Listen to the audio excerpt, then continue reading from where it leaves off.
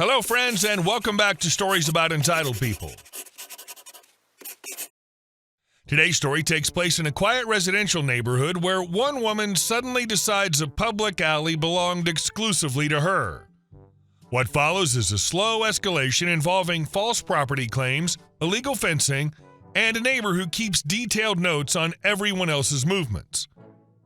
But before we begin, best way to support our channel is to leave comments, like, and subscribe with the turned-on bell so you don't miss the new video every single day. Here we go.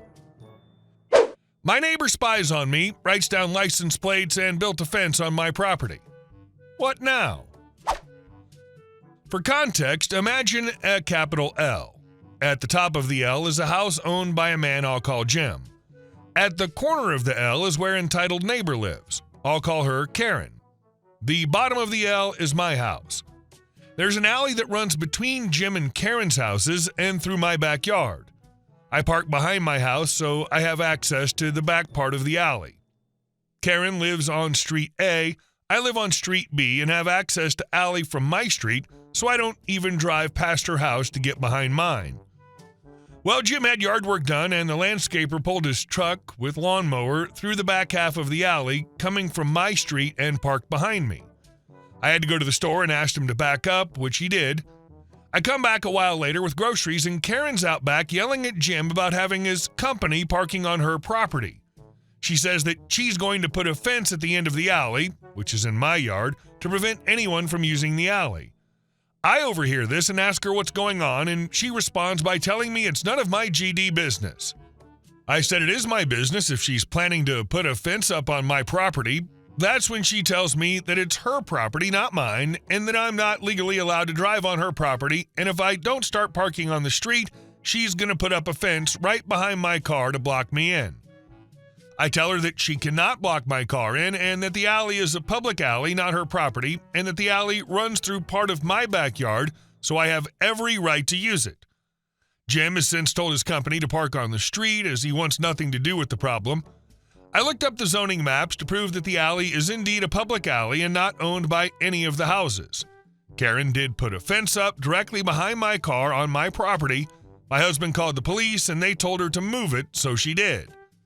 She moved it so that it goes across the alley, preventing anyone from accessing her side of it. I don't really care because I don't use her side, but she's also posted no trespassing signs all over her property and a private drive sign in the alley. So far, nothing else has happened, but I have noticed that when my son, mom, or myself are outside, Karen will come out and stand on her back porch and watch us. I even caught her writing down my mom's license plate number the other day. Not sure what she's trying to do, but if her goal is to try to get me evicted or something, joke's on her, my mom owns this house. So far, I'm just trying to ignore her, but I always feel like I have to walk on pins and needles when I go outside because I never know when she's going to come up and spy on me. Update. My mom went to the building and zoning department here in town, and this is what we found out. The alley has been vacated by the city. When that happens, it reverts ownership to the houses that touch the alley. So Karen and Jim own the front half of the alley, and Jim and I own the back half of it. Legally, I'm allowed to use the back section and park behind my house. There have not been any further issues, but if she complains or calls the police on me for trespassing, at least now I have proof of who owns what. The funniest part's how confident she was while being completely wrong. Telling you it's not your business while threatening to fence off your yard is wild. And the moment police got involved, suddenly the fence moves? That says a lot. And our next story. When a manager pushes too far at the gym. I started working part-time at a gym at the beginning of last month. Most of what I'm hired to do is check people in at the desk, make protein shakes, and answer phones/emails. About 5 to 10% of the job description involves cleaning the studio in between classes, which involves wiping down the weights, some of which are very heavy.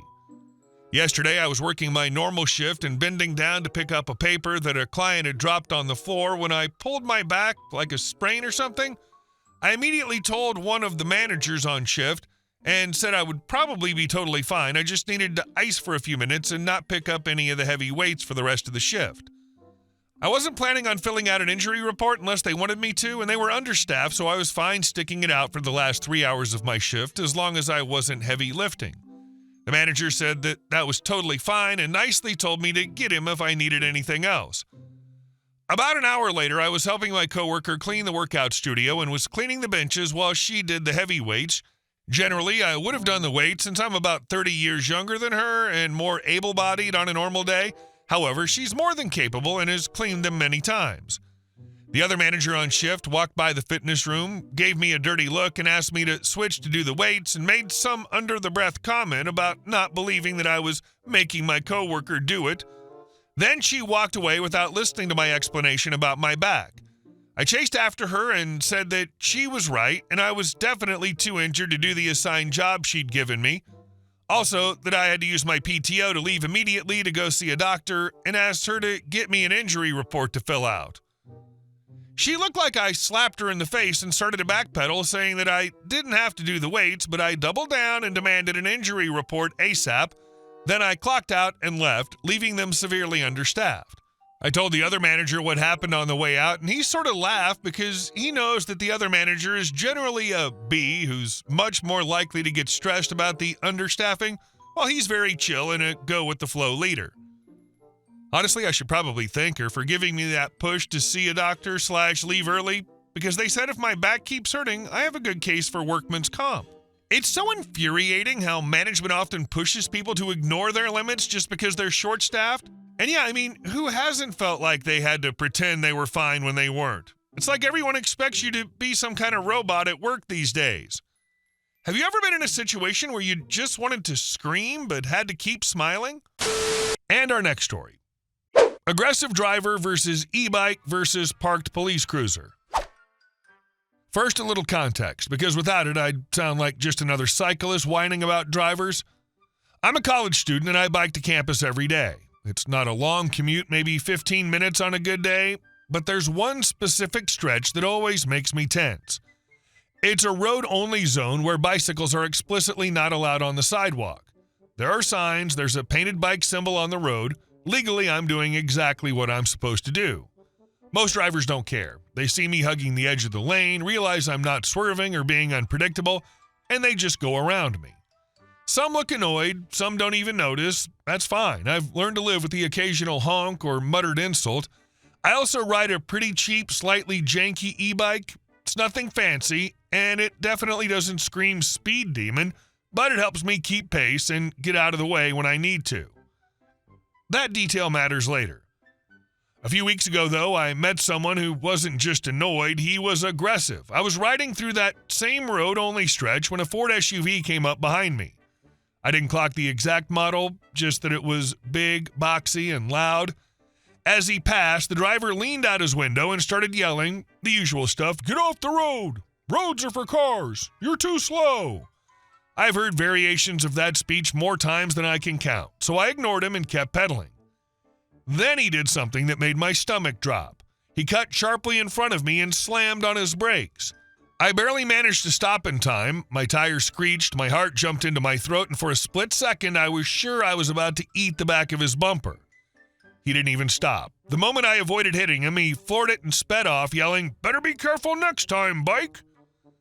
I stood there for a moment, shaking, trying to get my breathing under control. I was furious, but also painfully aware that I didn't get his plate number and probably couldn't prove anything anyway.